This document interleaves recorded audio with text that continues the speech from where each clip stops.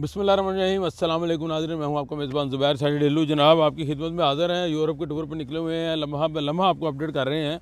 इस वक्त मैं मौजूद हूं नॉर्थ पार्क ग्लडबैक जर्मनी में, और ये जर्मनी का बहुत ही खूबसूरत इलाका है। अगर आप यहाँ आना चाहते हो तो डुफलडोर्फ एयरपोर्ट है जी, छोटा सा एयरपोर्ट है, यहाँ से डोमेस्टिक फ़्लाइटें आती हैं ज़्यादातर, और उससे तकरीबन आप कह लें हार्डली को 70 किलोमीटर के डिस्टेंस पे है। इस इलाके की खूबसूरती ये है कि यहाँ सुकून है। यानी आप मेन सिटी में जाते हैं, हसल बसल होती है, कारोबारी शख्सियात जो हैं कारोबार कर रहे हैं, स्कूल कॉलेज यूनिवर्सिटीज़ हॉस्पिटल, यानी एक शहर बस रहा है। लेकिन यहाँ पे दुनिया की तमाम सहूलियात मौजूद हैं इस इलाके में, और सुकून है। एक ऐसे लग रहा है कि जैसे हम गाँव में रह रहे हैं, लेकिन गाँव तो नहीं है, ऑब्वियसली सारी सहूलियात मौजूद हैं। तो मेरे साथ यहाँ की जो है जो यहाँ की रहाइश पज़ीर ख़ातून वो मौजूद है। इनका नाम है जी सुंदस हबीब। ये यहाँ पे अपनी ज़िंदगी गुजार रहे हैं। शादी के बाद यहाँ शिफ्ट हो गए थे, बच्चों के साथ ज़िंदगी गुजार रहे हैं। इनके हस्बैंड भी आए हैं, माशाल्लाह काम कर रहे हैं अच्छा।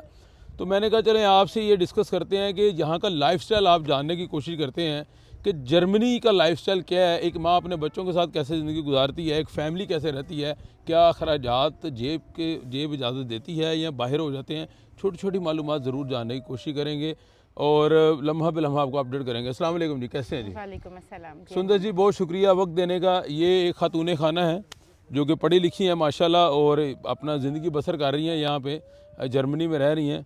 सबसे पहले आपका बहुत शुक्रिया जी वक्त देने का। सुंदर जी, ये बताइएगा कि जर्नी कहाँ से शुरू हुआ? आपने सोचा था कि आप जर्मनी जाएंगे ज़िंदगी में? नहीं, कभी भी नहीं। कभी नहीं सोचा था? तो ये कैसे, कि क्या वाक़या हुआ कि आप जर्मनी आ गए? शादी हुई और शादी के बाद मेरे हस्बैंड अच्छा, इधर पहले से रह रहे थे, उन्हें 10-15 साल हो गए थे।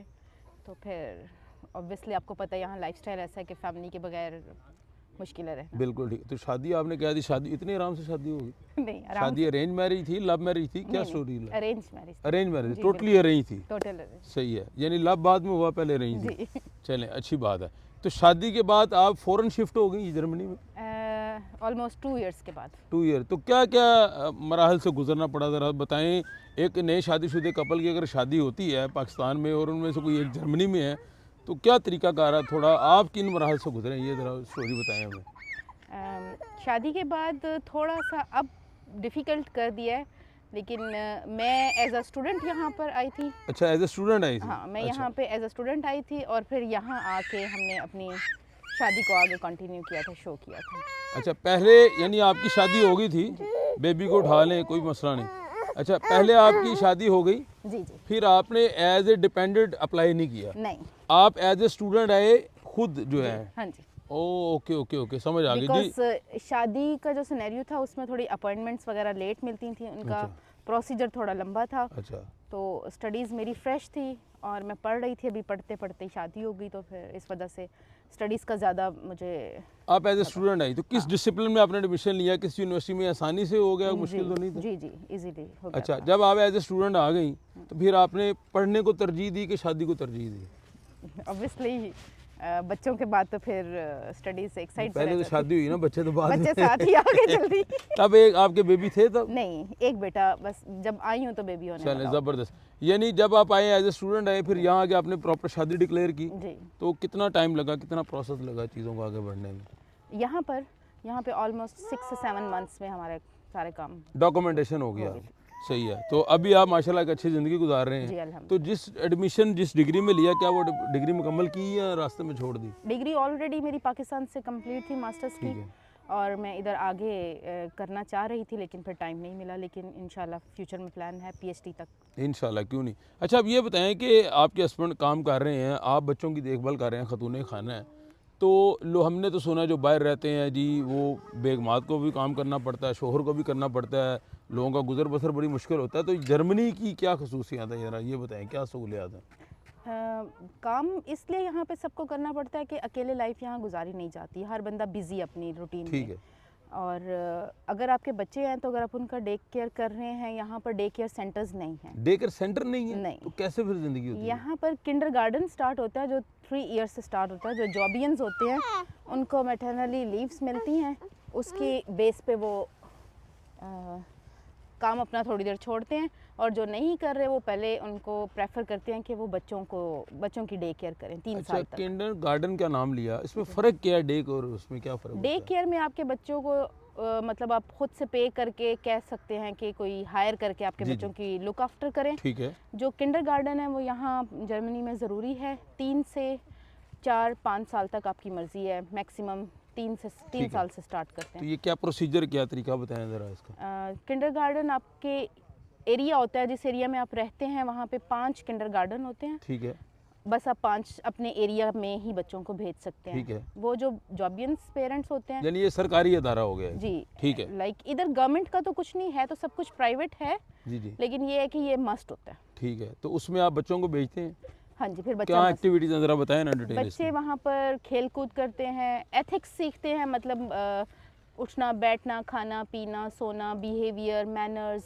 बाहर जाना, गार्डन वगैरह, बच्चों को जेब्रा क्रॉसिंग, मार्केटिंग, और वहाँ पे सिखाते हैं आपने अपना टीथ ब्रश कैसे करना है, सोना कैसे है, आपने खुद से कैसे खाना है, मतलब जो चीज़ें हम घर में बच्चों को सिखाते जी, जी। हैं, अर्ली एजुकेशन इनकी ये है। तो ये फिर ये काम पेरेंट्स क्यों नहीं करते, क्यों भेजना पड़ता बच्चों को वहाँ, ऐसी क्या मजबूरी है। बस इन्होंने अपना एक माहौल रखा हुआ है कि 7 साल तक अपने बच्चों को इन्होंने सिखाना है कि वो किस तरीके से अपनी ज़िंदगी को स्टार्ट करते हैं। तो ये ज़रूरी है कि वहाँ बच्चे भेजने के लिए माँ का जॉब करना ज़रूरी है, अगर माँ जॉब नहीं करती तो बच्चे जा सकते हैं वहाँ। माँ अगर जॉब नहीं करती फिर भी बच्चों ने जाना है, किंडरगार्टन जाना है, 3 साल से शुरू कर अच्छा, लेना। 3 साल से 7 साल तक जाना। हाँ जी। अच्छा, सहूलियात क्या हैं बच्चों के बारे में, गवर्नमेंट क्या सहूलियात देती हैं, और इनकी को मुझे पता चला कि मंथली गवर्नमेंट पैसे भी जी देती जी, है, वो क्या ये तफसील बताएं। 18 ईयर्स तक गवर्नमेंट यहाँ पर आपके बच्चों को पे करती है। वो उनका खर्चा, रहना, सब कुछ उसमें इंक्लूड होता है, स्कूलिंग, सब कुछ ये गवर्नमेंट की तरफ से इस बच्चों को। यानी 18 साल तक बच्चों को तमाम खराजात गवर्नमेंट रहेगी, गवर्नमेंट उसमें एजुकेशन शामिल है, एजुकेशन, मेडिकल, आपका सब कुछ, ईच एंड एवरीथिंग बच्चों का गवर्नमेंट की खाना तरफ से। पीना भी बच्चों जी पे, जी। यानी पेरेंट्स के ऊपर कोई लाइबिलिटी नहीं है। अच्छा, तो अगर पेरेंट्स जॉब करते हैं नहीं करते इससे फ़र्क नहीं पड़ता, नहीं, उन्होंने बच्चों को देने वो ही देना है। सबके बच्चों के लिए इक्वल है। तो यहाँ पे मैंने ये भी बात सुनी है, मुझे अब कंफर्म नहीं, आप इसको शोर करेंगे कि आपके जो बच्चे जैसे जैसे होते हैं, पहले एक बच्चा होता है फिर दूसरा होता है, तो वो अखराजात बढ़ते हैं या कम होते हैं, अगर बच्चे ज़्यादा हो तो घर भी मिल जाता जी है, जी, इसकी ये क्या भी तफसील ये है। सुनने में भी है कि यहाँ पे अगर आपके 4 से 5 बच्चे हैं तो उसके बाद यहाँ पर आपको सोशल में एक घर लेने की भी इजाज़त है, जिसमें गवर्नमेंट आपकी हेल्प करती तो ये तो सारा पाकिस्तान बच्चे पैदा करना शुरू कर देगा फिर। है। लेकिन आपके बच्चों को यहाँ पे पूरी आपने डे केयर भी देनी है, उनका प्रॉपर आपने ख्याल रखना है। उनके साथ आपने कुछ ऐसे मामलात भी हैं, लाइक अरबी तुर्की लोग हैं, उनके काफ़ी बच्चे होते हैं और फिर वो केयर अगर नहीं करते तो उन बच्चों को गवर्नमेंट वापस भी ले लेती है। अच्छा, वो बहुत क्या सारे तरीका कार है केसेस भी हैं। कि अगर पेरेंट्स बच्चों का ख्याल नहीं रखते और गवर्नमेंट बच्चे जो हैं टेक ओवर कर लेते हैं, यहाँ पे एक क्या क्या कंडीशन है। यहाँ पे एक इदारा है, यू गेट आर्म्ड। अच्छा। वो चेक करते रहते हैं, जैसे बच्चे किंडरगार्टन जाते हैं तो कुछ ऐसी बातें या कोई लापरवाही या कुछ चीज़ें ऐसी नज़र आ जाएं तो वो अदारा आपके घर की में मतलब इन्वेस्टिगेशन में लग जाता है, अच्छा, आके चेक भी करते हैं, और अगर वो चीज़ें नहीं बच्चों को अवेलेबल तो फिर वो बच्चा वो ले लेते हैं, और फिर उनकी मर्ज़ी है 10 साल लें, 15 साल रहें, बेशक वो वापस ना दें। रियली, तो हाँ पेरेंट्स जी। क्या करेंगे फिर। पेरेंट्स रोते हैं फिर कि हमें एक दफ़ा वापस दे दें, हम इनकी उस तरह केयर करेंगे, फिर उन पे डिपेंड करता है वो आपको वापस देते हैं या नहीं। क्या आप मतलब समझते वो नहीं ये कि बच्चों पेरेंट्स को, के साथ जुल्म किया जा रहा है। वो कहते हैं हमारे बच्चों के साथ जुल्म है, आप उनको उनके हक क्यों नहीं पूरे अदा कर रहे हैं। यानी बच्चों जब को, हम हर चीज़ उनके लिए आपको प्रोवाइड कर रहे हैं तो वो हर चीज़ उनको मिलनी तो चाहिए। जब बच्चा यहाँ पैदा होता है किसी के यहाँ, तो गवर्नमेंट फिर भी अच्छा खासा जी पैसा जी, देती है, कितने गवर्नमेंट पैसे माँ मिलते को हैं भी देती है और बच्चों को भी 2000 के करीब देती है। मंथली। मंथली नहीं, मतलब बच्चे As a के gift? पैदा होने से पहले। हाँ जी। अच्छा, ठीक हो गया। आपके माशाल्लाह 2 बच्चे हैं, जवान है माशाल्लाह, जवान तो नहीं कहेंगे, यानी बचपना ऊपर आ रहा है उनका। जी, जी। 6 साल का बच्चा है एक, मेरा ख्याल जी, आपका। एक 6 का और एक 1.5। माशाल्लाह आप एक्टिव हैं काफ़ी माशाल्लाह, मैंने देखा है। तो आप भी प्लान कर रहे हैं कि 4-5 बच्चे करें और गवर्नमेंट घर दे दे। नहीं नहीं, ये नहीं, ऐसा कोई प्लान नहीं है। इनकी केयर करना फर्स्ट प्लान है। चलें, ज़बरदस्त, अच्छी बात। अब ये बताएं कि जर्मनी जैसे मुल्क में रहते हुए, जो कि मुस्लिम कंट्री नहीं है, तो जब आपके बच्चे कम्युनिटी में निकलते हैं तो उसमें क्या आप समझते हैं कि एज ए मुस्लिम हम बच्चों की तरबियत कर पा रहे हैं, या क्या क्या चैलेंजेस आते हैं सामने। हाँ, ये थोड़ा हम डिफिकल्ट मजहबी टास्क एतबार से मैंने सवाल किया है। जी, ये थोड़ा डिफिकल्ट टास्क है। उसके लिए आपके बच्चों को आप जैसा प्रिटेंड करेंगे वो बच्चे आपकी फिर उस चीज़ को फॉलो करते हैं। 100% तो नहीं कहा जा सकता। लाइक यहाँ पे ऐसी फैमिलीज़ हैं, हम गेट टुगेदर्स ऐसे करते हैं यहाँ पे बहुत ज़्यादा। आई थिंक सो पाकिस्तान में उस तरह उतनी पार्टीज़ और गेट टुगेदर्स नहीं होते जितने हम यहाँ करते हैं। उसका मकसद ये है कि हमारे बच्चों में हमारे दीन की, हमारे मुल्क की ये चीज़ें उनमें, लाइक ईद, शब रात, हमारे रोज़े और ये वो चीज़ें मस्जिद हैं, हम बच्चों को मस्जिदों में लेके जाते हैं और कारी साहब वगैरह यहाँ हैं, उनको पढ़ाते हैं, ये नॉलेज देने की पूरी कोशिश करते हैं। और कुछ वैसे अब तो जर्मन में तुर्क ने बहुत ज़्यादा यहाँ जी, जी। पर अपनी हुकूमत कर ली हुई है, तो यानी मजहबी जो एक्टिविटीज़ हैं वो बहुत होती रहती हैं। ज़्यादा हैं। अच्छा, मैंने ये भी सुना है कि बच्चों की किस एज तक जो है ऐसा कानून है यहाँ पे कि बच्चों को आप कुछ कह नहीं सकते, बच्चे कंप्लेन कर सकते हैं जी जी, पुलिस को। हम फॉरएवर ही उनको कुछ नहीं कह सकते हैं बच्चों को।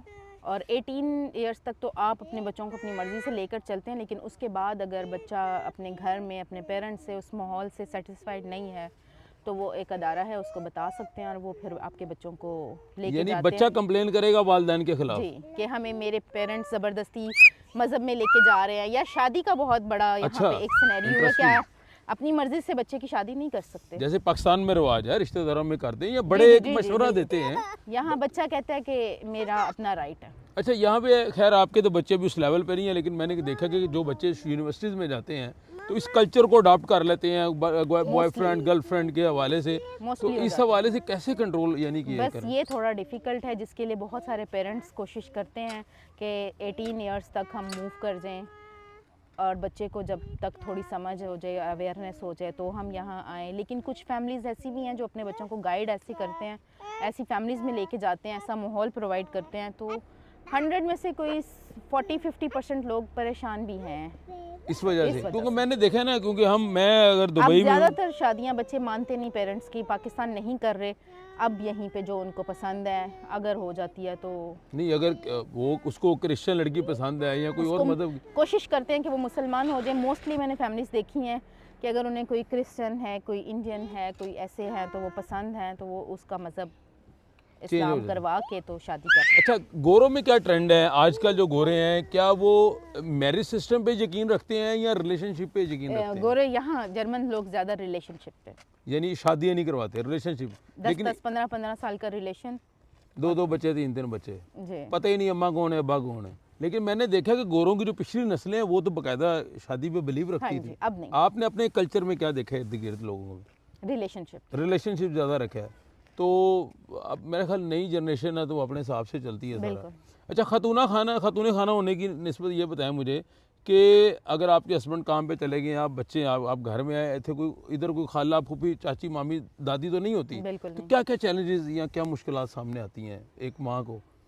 आपको अकेले अपने बच्चों को बहुत सारी अपनी मुश्किलात से गुज़रना पड़ता है। लाइक जैसे आपके बच्चे पैदा होते हैं, उस टाइम एक औरत को काफ़ी ज़रूरत होती है हेल्प की, तो वो फिर अकेला सब कुछ मैनेज करती है। लेकिन उसके बरक्स आपको सहूलतें अच्छी मिलती हैं, रिलैक्सेशन है यहाँ पे, इतनी टेंशन्स नहीं है, अच्छा माहौल है, अच्छा एनवायरनमेंट है। यानी ये और परेशानी नहीं, बत्ती चलेगी, ये पानी नहीं, आना ये है, नहीं चीज़ें नहीं आना, है, आपको क्राइसिस नहीं है, क्राइसिस नहीं है। नहीं है बिल्कुल, ज़बरदस्त। जिसकी वजह से आपको यहाँ की लाइफ ज़रा लग्जरी लगती है और मुश्किलात नहीं है। तो मैंने ये भी सुना है कि यहाँ पे अगर खातून बच्चों को पाल रही है या गवर्नमेंट पैसे दे जी रही जी, है। 3 साल तक गवर्नमेंट औरत को घर बैठे देती है कि आपने डे केयर बच्चे को देनी है, और 3 साल के बाद फिर वो कहते हैं कि आप अब काम करें, और फिर तो अगर औरत चाहे काम ना करना चाहे तो फिर ज़बरदस्ती करवाते हैं या औरत की मर्जी है? ये औरत की मर्ज़ी है। अगर कोई सोशल नहीं लेती, कोई हेल्प नहीं लेती, अपने घर रहती है, तो वो उसकी मर्ज़ी है, फिर नहीं, वो बहुत काम सारी ऐसी फैमिलीज हैं उनके हस्बैंड अच्छा कमाते हैं, हाँ, वो तो नहीं वो जॉब कहते। नहीं करना चाहते। फिर ज़रूरत नहीं है। अगर आप गवर्नमेंट से हेल्प लेते हैं तो फिर गवर्नमेंट आपको कहती है कि आपको काम करना पड़ेगा। तो मैंने सुना है जो काम इस मुल्क में नहीं करते गवर्नमेंट उनको भी पैसे दी जा रही है, ये क्या स्टोरी है? बस वो चल रहा है इस तरह इनका क्या ये सिस्टम। क्या ज़रा बताएं ना, है क्या चीज़ ये? यहाँ के सोशल है, मतलब जो लोग नहीं काम कर रहे, या कोई लैंग्वेज बैरियर है, या एजुकेशन प्रॉब्लम है, तो फिर गवर्नमेंट उनकी हेल्प करती है। तो मुझे आप ये बताएं कि जो हमारी आने वाली नस्लें हैं, जो ये लोग इंटरव्यू देख रहे हैं, स्पेशली हमारे पाकिस्तानी बहन भाई स्टूडेंट्स, उनको क्या मशवरा देते हैं? उन्हें आना चाहिए जर्मनी? क्या अपॉर्चुनिटीज़ हैं, थोड़ा इस बारे में बताएं। लाइक अब जैसे कोरोना साइड थी तो कोई काम नहीं था, पूरी दुनिया में सब कुछ बंद था, जी, बहुत जी। सारे लोग क्राइसिस में गए हैं, बिजनेस डाउन गए हैं, एजुकेशन सिस्टम्स ख़राब हुए हैं। लेकिन जर्मन में ये था कि ये बहुत हार्ड वर्कर्स हैं, टाइम वेस्टेज नहीं है, पंक्चुअल बहुत है, ऑनेस्ट बहुत है, और ये चीज़ें यहाँ पे अच्छी सीखने को मिलती हैं। और फिर ये था कि यहाँ पे गवर्नमेंट ने बहुत लोगों की हेल्प की थी। कोरोना के दिनों हाँ में। जी, मतलब कोई क्राइसिस साइड है तो उसमें बहुत गवर्नमेंट ने तो help अभी की। क्या पैगाम देते हैं नए स्टूडेंट्स को? आना चाहिए बच्चों को, बच्चियों को यहाँ पढ़ना चाहिए यूनिवर्सिटियों में? हाँ, आना चाहिए, यहाँ पे फ्यूचर काफ़ी ब्राइट है आपके मैंने बच्चों सुना का। फीसें भी नहीं है यूनिवर्सिटियों जी, में। ये सब कुछ बच्चा मैंने आपको बताया था कि 18 इयर्स तक तो एजुकेशन वगैरह सब कुछ गवर्नमेंट की तरफ से है, उसके बाद यहाँ स्कॉलरशिप पे है। नहीं, जो बच्चा पाकिस्तान से आना चाहते हैं जी दूसरे हाँ, मुल्क यहाँ में, नहीं है, इनकी सिक्योरिटी फ़ीस है कुछ, लेकिन एजुकेशन फ्री है। एजुकेशन फ्री है। यानी मैं अगर पाकिस्तानी हूँ, मैंने यहाँ हायर एजुकेशन में एडमिशन लेना, तो मुझे फ्री जी, गवर्नमेंट education, अकोमोडेट हाँ करेगी। जी। तो डिग्री के बाद पीआर का क्या सिलसिला है, कितनी देर में मिल जाती है? आपका जैसे इंटर्नशिप का टाइम पीरियड होता है, अगर आप किसी अदारे के साथ आप हो गए हैं, वो आपको जॉब दे देते हैं, एक टाइम पीरियड होता है 2 साल का या 3 साल का, उस दौरान में आपको कहीं पे परमानेंट कॉन्ट्रैक्ट मिल जाता है काम का, तो फिर ये आपको पीआर दे देते हैं। तो पीआर और पासपोर्ट में फ़र्क क्या है जर्मन में? वो आपके फॉरएवर डॉक्यूमेंट्स हैं, और पासपोर्ट का फिर टाइम पीरियड है उसके 2 से 3 साल बाद। अच्छा, बच्चा जो है वो उधर खेल बली रहा है। यूसुफ, बली वो एक second, Wali please come here, come here, वो कम पानी में हियर, जाने लगा मामा था। Calling, please please come here, come here, come आ हियर, जाओ आ जाओ आ जाओ, कम हियर, कम हियर। इधर आओ। No no no no no no उधर नहीं नो जाना। नो नो, वली बली प्लीज यूसुफ कम उधर हियर, देखें बेटा। जल्दी आ जाओ, जल्दी, शाबाश। इसको देखो बेटा, ये उधर ना जाए। अच्छा, आप वो वहीं से हम कंटिन्यू कर रहे हैं। जी जी। वो इनके बच्चे हैं जी, शरारती हैं माशाल्लाह, तो वो पानी की तरफ भाग भाग जा रहा है। पीछे जो है वो डक्स भी हैं पानी में। अच्छा, मैं ये लास्ट पे हम ये मैसेज देना चाहते हैं कि अगर आपकी जो यानी आपको पीआर मिल जाती है तो कितने साल बाद पासपोर्ट मिल जाता है, या एक नया स्टूडेंट जो आता है जी जी। तो वो कितने सालों तक पासपोर्ट उसे मिल जाता है? टाइम पीरियड क्या है यहाँ पे? यहाँ पे कैटेगरीज हैं। अब जैसे एक मेरे हस्बैंड ऑलरेडी इधर थे, जी जी, तो मुझे उनकी बेस पर 3 साल के बाद अप्लाई कर सकती हूँ एलिजिबल। ठीक है। और अगर आपके हस्बैंड के पास पासपोर्ट था पहले? नहीं, मेरे आने के बाद उनको मिला। अच्छा, ठीक है। तो उसके बाद उसके बाद मैं अब 3 साल के बाद अप्लाई कर सकती हूँ। और इसी तरह ये स्टूडेंट्स की कैटेगरी और है, उनका भी कुछ टाइम पीरियड है, और ये डिपेंड करता है कि आप किस केस में हैं, किस सिनेरियो में हैं। आपको पासपोर्ट मिल गया? नहीं, मेरे बच्चों के पास और हस्बैंड के पास है, मैंने अभी अप्लाई नहीं किया। आपको कब तक मिल जाएगा?